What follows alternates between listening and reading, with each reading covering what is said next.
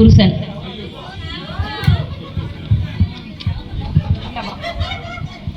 வாங்கங்க, வாங்க சாப்பாடு வைக்க, சாப்பிடுங்க. சாப்பாடு வேண்டாம், ஒண்ணு வேண்டாம். ஏங்க அப்படி சொல்றீங்க? அண்ணன் என்னைக்கு சாக, தின்ன என்னைக்கு காலியாக, நம்ம என்னைக்கு சந்தோஷமா இருக்க. இதுக்கு உடனே ஒரு முடிவு கேட்டுறேன். அம்மா தங்கம், தங்கம் என்னம்மா பண்ற? ஏம்மா இவ்வளவு கோவப்படுத? உங்களுக்கு என் மேல பாசமே இல்லை. அப்படிலாம் சொல்லாதம்மா, உன் மேல நான் உயிரே வச்சிருக்கம்மா. நீ பார்த்து இப்படி சொல்லலாமாம்மா? நான் என்ன கேட்டாலும் வாங்கி தருவீங்களா? என்ன கேட்டாலும் நான் செய்வேம்மா. எனக்கு பல்லுக்கு மெதுவான கல்லும் இந்தர்லோகத்து பட்டும் வேணும், வாங்கிட்டு வருவீங்களா? உனக்கா உடனே வாங்கிட்டு வரமா? உடனே புளியாரை கட்டுமா, நான் உடனே கிளம்புறேன். இந்த உடனே கட்டுறேங்க. சரி நான் போயிட்டு வரேம்மா, வாங்கிட்டு வரேம்மா. சரி, நீ கவலைப்படாம இரு. உன் ஆசையை நிறைவேற்றதான் என் பொறுப்பு. சரியாம்மா? சரி.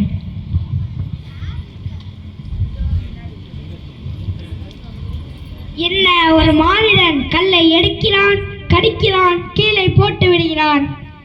என்னவா இருக்கும்? இப்ப கேட்கிறேன். மானிடா, என்ன என்ன கல்லை எடுக்கிறாய், கடிக்கிறாய், கீழே போட்டு விடுகிறாய், என்ன காரணம்? அதாவது சாமி, எனது மனைவி பல்லுக்கு மெதுவான கல்லும் இந்திர லோகத்து பட்டும் கேட்டிருக்கா. அதை கொண்டு வரதுக்காண்டி நான் வந்திருக்கேன் சாமி. பல்லுக்கு மெதுவான, அட முட்டாள் மானிடா, பல்லுக்கு மெதுவான கல்லு இந்த உலகத்துல உண்டா? அதுவும் சாதாரண மானிடன் நீ, உனக்கு இந்த லோகத்து பட்டு கிடைக்குமா? இது தெரியாத முட்டாளாக இருக்கிறாயே. அப்பனா கிடைக்காதா சாமி? கிடைக்காது. நான் உனக்கு ஒரு உண்மையை புரிய வைக்கிறேன். என் பக்கத்தில் அமர்ந்துகள். சரிங்க சாமி. பல்லுக்கு மெதுவான கல்லுக்கு போனவே அங்கே மாளவே, நாம் இங்கே வாழவே.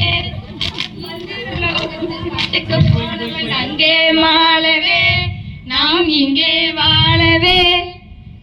கேட்டு கொள்ளணும் பக்கணமே, கேட்டு கொள்ளணும் பக்கணமே, கேட்டு கொள்ளணும் பக்கணமே, கேட்டு கொள்ளணும் பக்கணமே.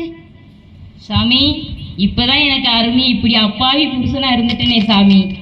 அவங்க 2 பேரும் சந்தோஷமா இருக்கா, என்னை இப்படி பொய் சொல்லி அனுப்பியிருக்கா. அருமையான நண்பர்களே, சகோதரர்களே, எல்லாரும் கவனித்து கேட்டுக்கோங்க. உண்மையான அன்பை எப்பயுமே தப்பாக பயன்படுத்தாதீங்க. எந்த அன்பு வச்சாலும் அது உண்மையான அன்பாக பயன்படுத்துங்க. இப்படி அப்பாவிகளை ஏமாத்துன்னு நினைக்கிறது பெரிய தப்பு. நன்றி, வணக்கம்.